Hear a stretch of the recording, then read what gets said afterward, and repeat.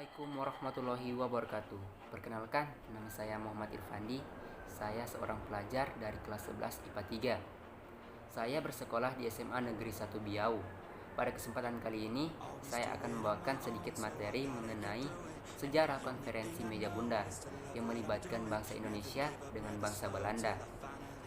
Adapun 4 poin penting yang akan saya bahas, yang pertama adalah latar belakang, yang kedua ada tujuan, yang ketiga ada tokoh-tokoh yang pernah mengikuti sidang konferensi meja bundar, dan yang terakhir adalah hasil dari konferensi meja bundar.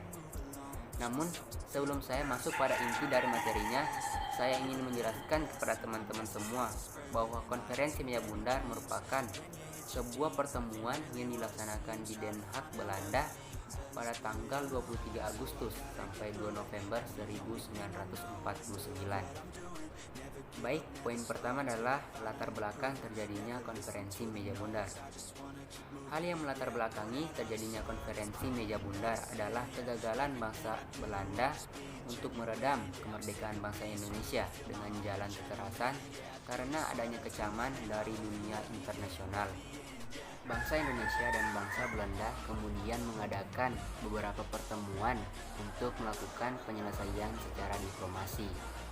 Sebelumnya telah terjadi perundingan antara bangsa Indonesia dan bangsa Belanda lewat perjanjian Mindarjati, perjanjian Ranville, dan perjanjian Royan.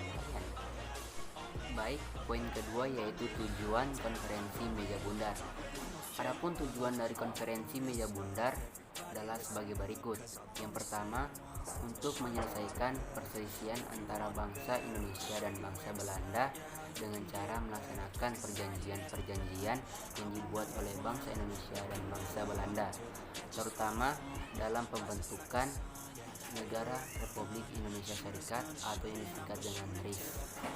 Yang kedua, dengan pembentukan konferensi meja bundar, maka Indonesia telah diakui sebagai negara yang berdaulat oleh bangsa Belanda.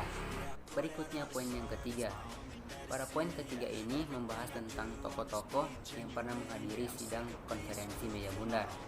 Dalam pembahasan ini ada 3 pihak yang menghadiri konferensi meja bundar. Yang pertama adalah pihak Indonesia, yang kedua ada pihak Belanda, dan yang terakhir adalah pihak Yunsi.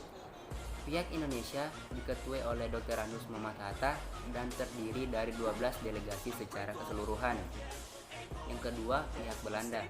Pihak Belanda diketuai oleh BFO yang mewakili seluruh negara yang diciptakan oleh Belanda di Kepulauan Indonesia. Dan yang terakhir adalah Yunsi. Yunsi atau United Nations Commissioner for Indonesia adalah sebuah pihak yang menjadi penengah antara bangsa Indonesia dan bangsa Belanda. Dan poin yang terakhir yaitu hasil dari konferensi meja bundar. Adapun beberapa poin dari kesepakatan bangsa Indonesia dan bangsa Belanda. Yang pertama adalah Belanda mengakui bahwa Republik Indonesia Serikat adalah negara yang berdaulat dan merdeka. Yang kedua, Republik Indonesia Serikat harus membayar semua utang kepada Belanda sejak tahun 1942. Dari hasil pembahasan tadi, saya dapat mengambil kesimpulan bahwa konferensi meja bundar merupakan sebuah pertemuan yang dilaksanakan pada tanggal 23 Agustus hingga 2 November 1949 yang merupakan tindak lanjut dari perundingan Royan yang hasilnya menandakan bahwa bangsa Belanda mulai mengakui kedaulatan bangsa Indonesia.